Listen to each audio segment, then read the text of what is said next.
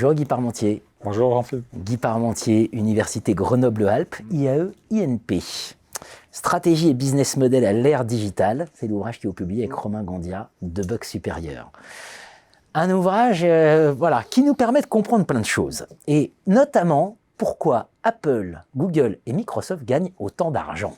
Donc, expliquez-nous pourquoi ils gagnent autant d'argent. Oui, on peut légitimement se poser la question, parce que finalement, ils ont une rentabilité qui est supérieure de plusieurs points à la moyenne de leur secteur. Alors, la première explication, c'est de dire, ils développent de la techno, ils sont dans l'économie du numérique, ils déposent beaucoup de brevets, ils ont énormément d'activités, mais ça n'explique pas tout.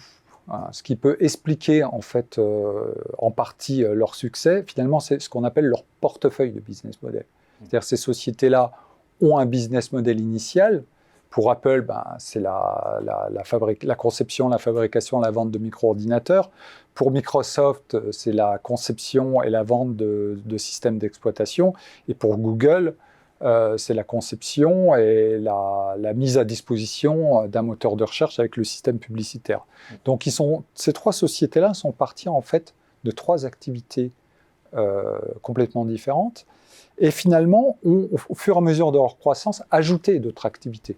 On a en tête l'exemple d'Apple qui est passé en fait du micro-ordinateur à l'assistant personnel, le Newton, qui a été un échec, mais une réussite qui a été l'iPod et après l'iPhone, qui fait qu'on a finalement... de l'ordinateur au téléphone. Voilà, au téléphone, à la distribution MP3 et au téléphone. Exactement, numérique. Et en fait, Google, c'est la même chose. Google a énormément d'activités. Google, par exemple, commercialise des téléphones et des micro-ordinateurs aussi. On le sait peu parce que ce n'est pas forcément une grande réussite.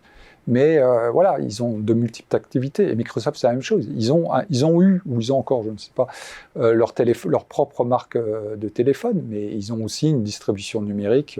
Des consoles de jeux vidéo aussi. Ouais, exactement. Donc, c'est ce que vous appelez l'architecture de portefeuille de business model. Oui. Et en fait, quand on a fait une recherche avec Romain Gandia, on s'est dit, on va regarder tout leur business model. On va qualifier l'ensemble de leur business model et puis on va établir les relations entre les business models. Et on a eu la grande surprise de constater qu'ils avaient une architecture qui était assez commune. En fait, au centre du portefeuille de business model, on a ce qu'on appelle une plateforme multiface, donc dans lequel il y a 4 groupes d'utilisateurs ou de clients. On a les utilisateurs en fait qui vont acheter des contenus, des applications pour les ordinateurs, les téléphones. On a les développeurs d'applications. On a les fournisseurs de contenu, de films, de musique, de numérique, de podcast. Enfin, il y a énormément de livres. Et on a les publicitaires sur ces plateformes. Et les 3 sociétés ont ce type de plateforme multiface au centre de leur activité. Autour de cette plateforme multiface, on a le système d'exploitation, mais qui est en fait un business model à part entière, quelque part, puisque ce n'est pas la même chaîne de valeur, ce n'est pas tout à fait la même façon de capturer la valeur. Alors chez Apple, évidemment, c'est gratuit, mais ça n'a pas toujours été le cas. Pendant de nombreuses années, Apple vendait son système d'exploitation. Chez Microsoft, c'est une activité à part entière. Chez Google, c'est en partie gratuit. Voilà. Et autour de ce système d'exploitation, on a tous les terminaux. Les téléphones portables, les objets connectés, les montres, les lunettes, les voitures connectées, tout un ensemble d'objets, les tablettes, qui vont en fait via le système d'exploitation se connecter à la plateforme multiface. Et ce qui va faire la grande réussite de ces plateformes, ce qui vont faire qu'elles vont croître très rapidement et atteindre une situation quasi monopolistique, c'est qu'en fait, il y a des effets de réseau entre ces business models et des effets d'adoption. Alors les effets de réseau, c'est déjà à l'intérieur de la plateforme multiface, puisque plus il y a d'applications développées par les développeurs, plus c'est intéressant pour l'utilisateur d'utiliser le téléphone, l'ordinateur, plus c'est intéressant pour les publicitaires de diffuser leur publicité. Donc on voit que tout ça s'auto-entretient, donc il y a une croissance très rapide, et plus il y a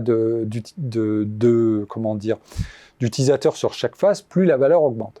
Et il y a aussi des effets d'adoption. C'est-à-dire que vous achetez un téléphone, mais avec le téléphone, finalement, comme ça peut communiquer avec une tablette, avec une montre, avec un ordinateur, les contenus que vous achetez au centre peuvent se retrouver sur tous les ordinateurs, sur toutes les plateformes, en fait.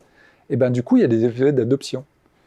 un utilisateur qui rentre par un business model va être amené à finalement adopter l'ensemble des business models, enfin, à entrer dans l'ensemble des business models.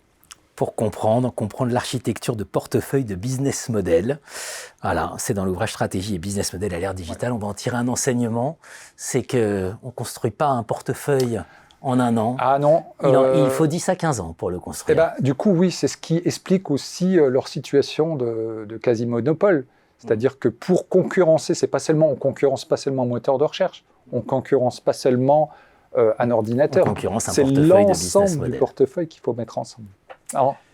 En place. Merci Guy Parmentier. Merci.